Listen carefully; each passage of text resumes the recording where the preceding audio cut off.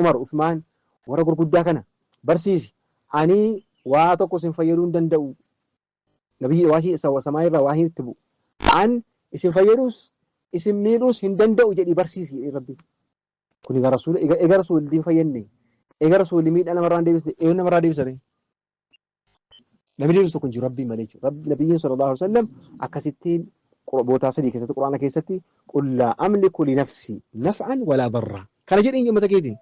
an Muhammad sallallahu alaihi wasallam ummata kooti waa tokko gochuuf hin danda'u jedhi barsiisiidha kanaaf nabiyyiin sallallahu alaihi wasallam ijoollee isaanii waamanii Faaximaa faa waamanii obboleettii haadha isaanii firoottan isaanii waamanii Abbaas faa waamanii hundi isaanii yaa Faaximaa binti Muhammad yaa Faaximaan tala Muhammad laa ughni anki min Allah shay'an an waa tokko sii gochuu hin danda'u intala isaaniitiif waa tokko sii gochuu danda'u guyyaa qiyaamaa kan si baasu guyyaa qiyaamaa aqiidaa keetti hojii keetti kan si baasu waan barbaade duniyaa irraa ammoo kun waan hin danda'u sin gargaara nagaafadhu jedhanii fira isaanii tokko waamanii zarii yaama ashara qureeshota Quraysh jedhamu zariin isaanii zarii rasuulaa sallallahu alaihi wasallam amma irratti jiru zariin isaanii waamanii warra si jiru waamanii anilaa kunoo guyyaa qiyaamaa waa tokko sii gochuu hin danda'u hojii keessan qabadhaa tawhiida keessan qabadhaa jedhanii barsiisaa turan kun islaama asli jechuudha islaama jechuun nabiyyiin sallallahu alaihi wasallam nuu fassaraniiru an ta'budallaha wa laa tushrika bihi shay'an al-islaamu islaama jechuun aslan islaama jechuun rabbiin tokkicha gabbaru shirki irraa fagaachuun islaama jechuun تفسير نمامج تفسير رسول الله صلى الله عليه وسلم حديث البخاري مسلم كيس يجر حديث أبي هريرة جبريل قافل في نبي قافته ما الإسلام جدي قافلنا أن تعبد الله ولا تشرك به شيئا جل تكتشم ربي سنك أبتي يستوى قبول إسلام من كان عند رسول الله صلى الله عليه وسلم إرجع كانت إيه وأنت أبري قبرون وأنت ولي كان أتشوفون إسلام ما كيستن بيكم صحابتين بيكن إرجع رسول الله دو أني صحابتي أبري رسول الله أن ترى بدن ينجركم صحابتي أبري رسول الله مالك ربي كأتوبا كان أبو بكر الصديق رضي الله عنه قال رسول الله أن ينتر بنا على تري قال رسول الله أن جن في فلوس عن الرافو ديتو أنقتي قال ما سيارك إيه من بريابتي من كان يعبد محمدا فإن محمدا قد مات نبي محمدين قبرات ترتن نبي قبروا أف محمد دوئري نبي ربين قبرتني مو فإن الله حي لا يموت نبي ربين قبرتني وربين حي كان نجاز ربين كان يأمل يوم اللي كان يدوري ربين سنة جدي تويري رسول الله صلى الله عليه وسلم إسام برسيسان صحابة برسيساتون أكستين نبرجيتشو أدينكم دعوة النبي يوتا نبيين كان صلى الله عليه وسلم قاف صحابة تقنا والتقبتني برسيسانس هم برسيسون قافتون ألا أنبئكم بأكبر الكبائر وانجرك يساسج على أساس نتمو قلنا نعم سياسة دي ألا أنبئكم سنتمو وانجلك يساج على سنتمو isinittimu wanjala keessa isa guddaasaa jiru beekaa deddeebisu isaan maaliif akka sahabotii qabataniif nama waa meeqa gabburu jira jechuudha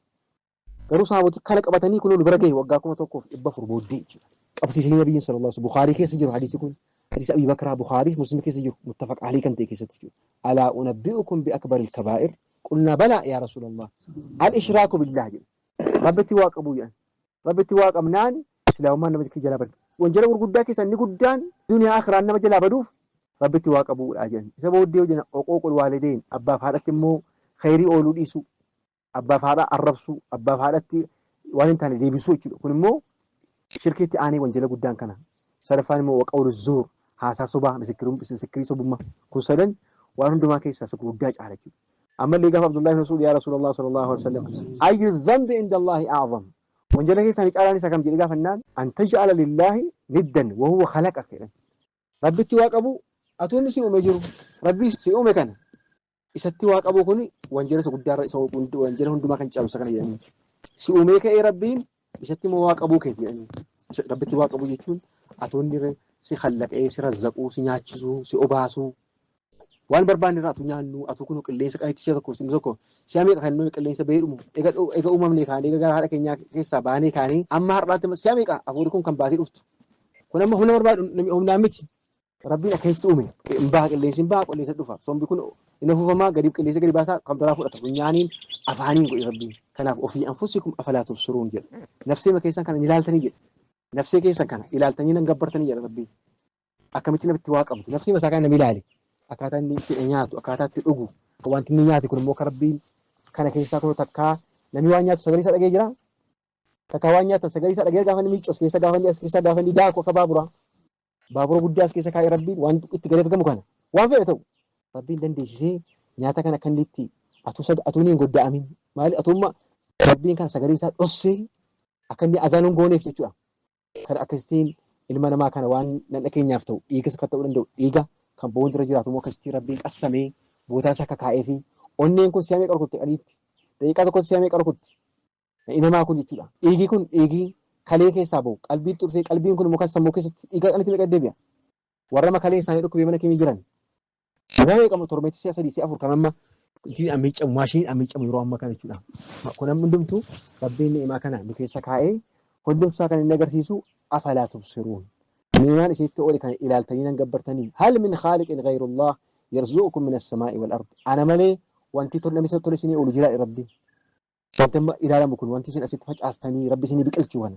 takkaatu gargar hin citin abbooleen keenya nyaatanii akaakan keenya nyaatan warri duris akkuma isaan nyaachaa turan ammallee rabbiin bokkaa samii dharoobsee waan nuti nyaannu yaani mataa allakum wali an'aamikum jedhe. Isinis wanti isin qabdan illee biinoon sunii isin qabdan illee kan nyaatan jedha rabbiin Qur'aan keessatti. Kana isinii godhee ka'ee natti kafartuu jedha rabbiin. Natti waa qabduu nan kaasu rabbiin nan kaasu jettuu jedha. Kanaaf tawhiida keenya yoo qabanne